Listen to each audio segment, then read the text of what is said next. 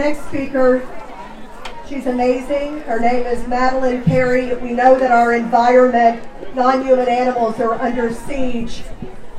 And her name, Madeleine Carey with Wild Earth Guardians. Hello, Santa Fe! Thank you so much for being here today. My name is Mad Dog, and I'm here to talk to you about climate change. We're here commemorating a year of resistance. It's been a year of looking for answers and a year of finding our strength and realizing that unless it is all of us, it is none of us. This past year, we've seen our president say and do things we could have only imagined hearing on reality television. The racist, misogynistic, and hateful speech and executive orders that have come out of the Oval Office have consistently rallied us to the streets and to our representatives' doorsteps. This past year, the BLM has leased over 1 million acres of our public land for industrialized fracking.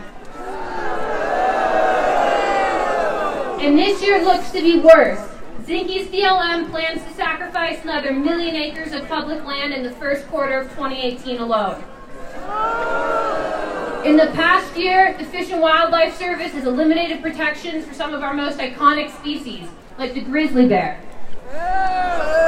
The EPA is under hostile takeover by the man from Oklahoma. Our right to clean air and clean water are being ignored for the sake of ego and politics.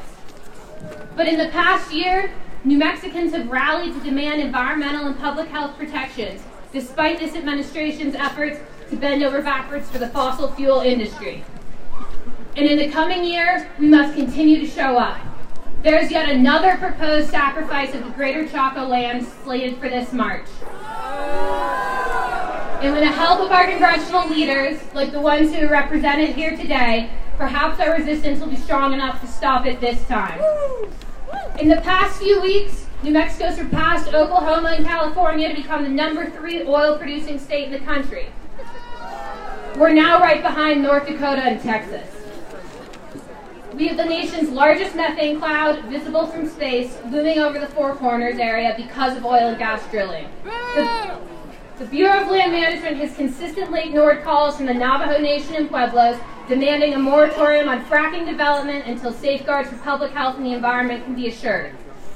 And just this week we learned from the New Mexican and the Reporter that oil money in New Mexico politics is out of control. One single oil and gas lobbyist accounts for 1/3 of all political contributions to this legislative session. All fights for justice and equity unite us, but none is as ubiquitous as climate change. If we want change, we have to start showing up, and we have to consistently show up. February 1st is Environment Day at the New Mexico Legislature in the Roundhouse, the building you just marched from, and we all need to be there. We need to show up and say no to industrialized fracking, no to damming the Gila River, no to the corporate bailout of PNM, and no to trapping on public lands. We need to be the way, and we need to get in the way. Thank you all for being here and standing here in the cold. I look forward to standing with you, showing up next to you, and getting in the way together.